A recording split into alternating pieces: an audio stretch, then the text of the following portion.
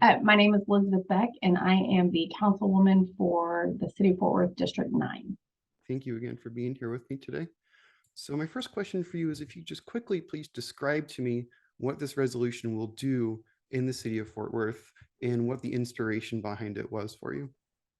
Sure. So this resolution requires the city to provide feminine hygiene products, menstrual products, in our public facilities, in the restrooms of our public facilities.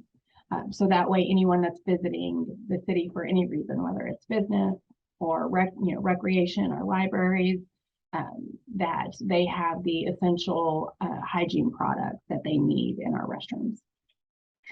The inspiration was really two young high school girls. So they had started they're members of a local high school, the Pascal Feminist Club, and they had started an initiative to provide feminine hygiene products in their school, and it took off and it went district wide. So they were able to impact that change, and so they really changed the way that our local school district operates.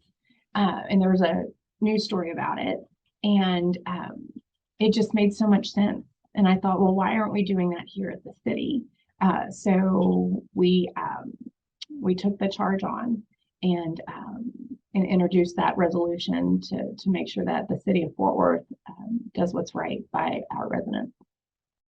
I found that inspiration really fascinating. Could you briefly comment on that reciprocal relationship between constituents and their elected officials, drawing ideas from the people in the community?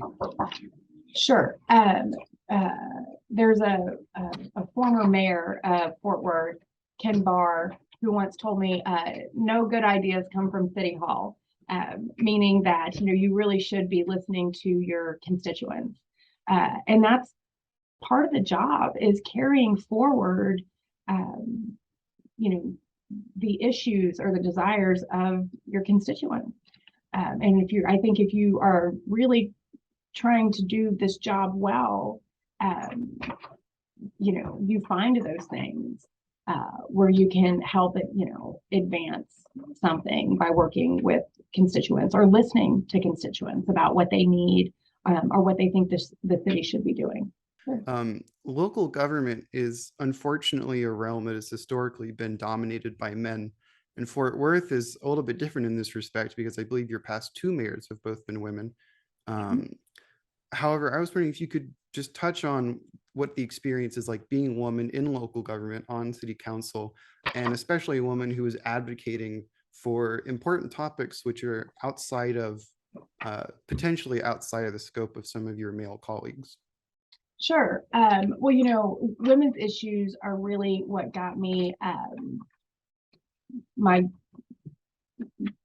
sparked my interest in politics, and from there it kind of fanned out to many other issues, but it was without question issues around women's equality and women's reproductive justice that really lit the fire in me from a political standpoint.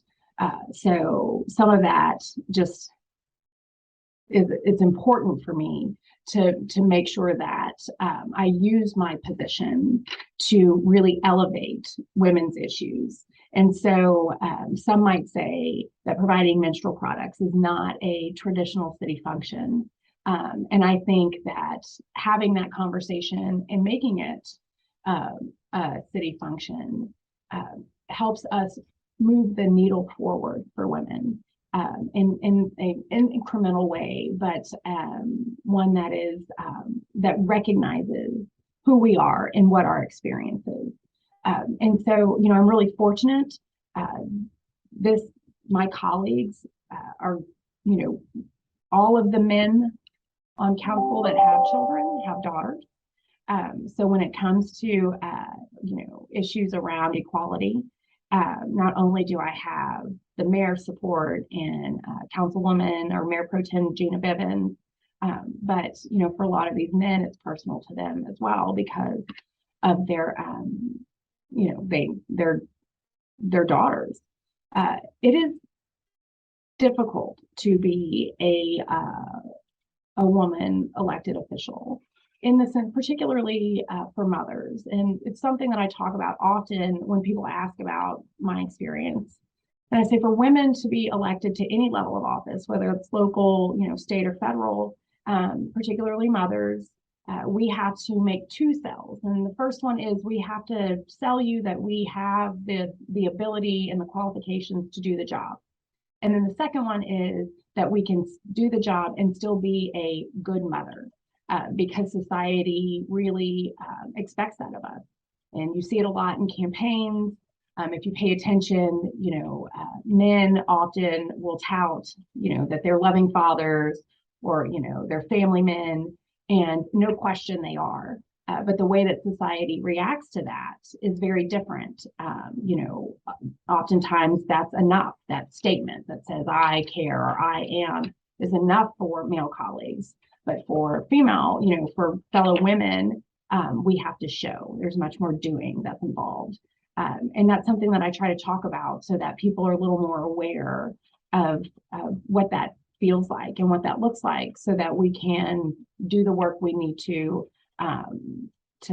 roll that toxic way of thinking out of our communities and our society. You commented on that there might be a public perception that this isn't doing a lot per se. And one reason that I think a lot of people don't engage as much as they should with local government is that they don't necessarily realize how much they do. Right. People look out for the large headline grabbing actions that our council members and mayors take, but they don't always pay attention to the smaller quality of life, incremental changes that are just as important and time consuming. Do you have any comments you want to make on what the nature of a job like that is? Sure. When I'm talking to voters, one thing that I say over and over again is the farther down your ballot, the closer your front door. And so, the presidential elections are sexy, congressional elections are sexy. When you get to the state level, you've got some people interested in them, some not. And as you go farther down the ballot, stats show voter engagement and voter turnout diminishes. And quite frankly, it should be the opposite, because the decisions that your city council makes, your school board makes, your water board, those very local governmental bodies really have much more of a direct impact on your day-to-day life. And so I think having more civic engagement is really important, because at the city level, when we, whether it's, pothole, are your streets safe? Are they striped in a way that you can see the lane? And when you're driving down a street, you don't ever stop to think, is this street properly maintained? And, unless maybe you hit a big pothole. And so the job is to never have you think about that, because we're doing it. But when it's not well maintained and you look down and you think, what's going on? Well, that's a quality of life issue. That's a safety issue. Are your sidewalks busted up? Is your water clean? Is your trash getting picked up? Do we have unsanitary living conditions for our residents? Are you safe?